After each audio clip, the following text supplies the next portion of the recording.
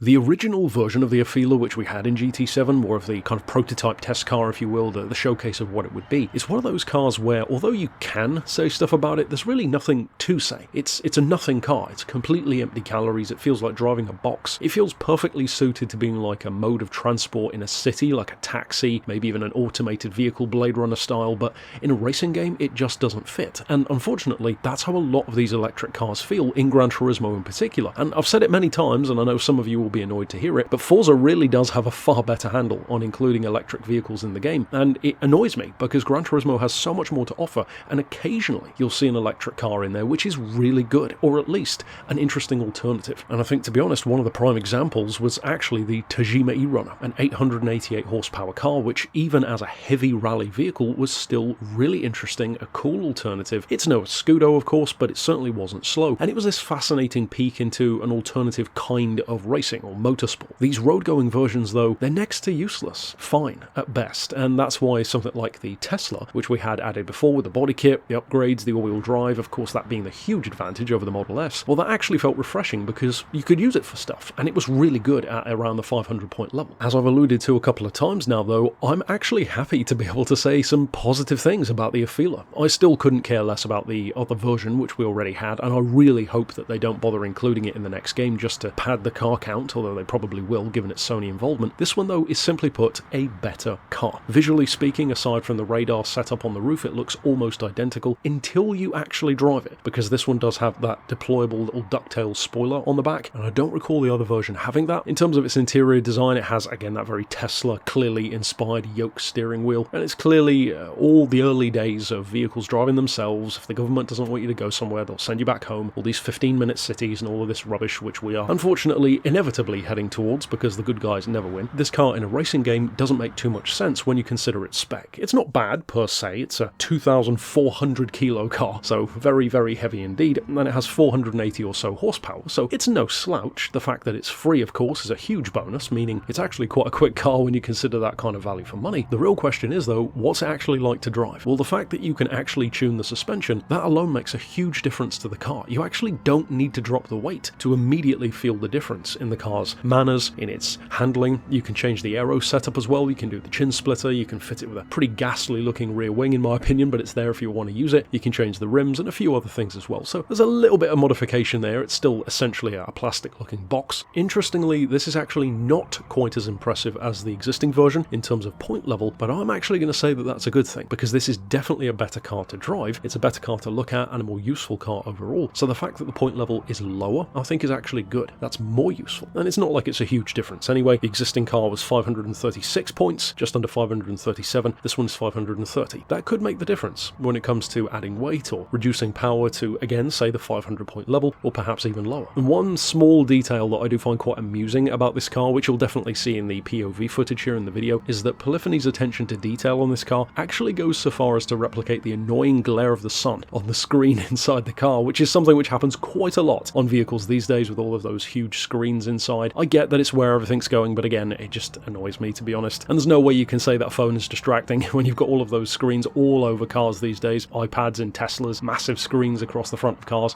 It's just ridiculous, the double standards. And on a very slight tangent, but a very relevant one, which far too few people are talking about, here in the UK, the electric Ford Transit vans weigh more than the license required for a heavy goods vehicle. They're being allowed to be driven on normal licenses, though, even though that should not be legal. They're, 4.4 ton cars, something like that, and you're supposed to have a heavy goods vehicle license above 3.5. Going down that little rabbit hole of where the future is going in certain double standards kind of ways. This car, though, to go back to it, is way better. It's actually a lot more enjoyable to drive as well than the existing version, and to me that kind of highlights something which annoys me more in a similar way to the Corvettes, because this shows the potential. It shows that you don't need to have a crazy 2,000 horsepower car to actually get some kind of enjoyment out of an electric vehicle, as crazy as it sounds, and I am most definitely a petrol head. I mean, look at the cars that I own. Between my two vehicles on the driveway, it's nearly 15 litres of V8. So yes, I love old school engines, I love big torque, big power, big noise, but I also love alternative technology. I couldn't care less about the environment. If we go, we go. That's my attitude on the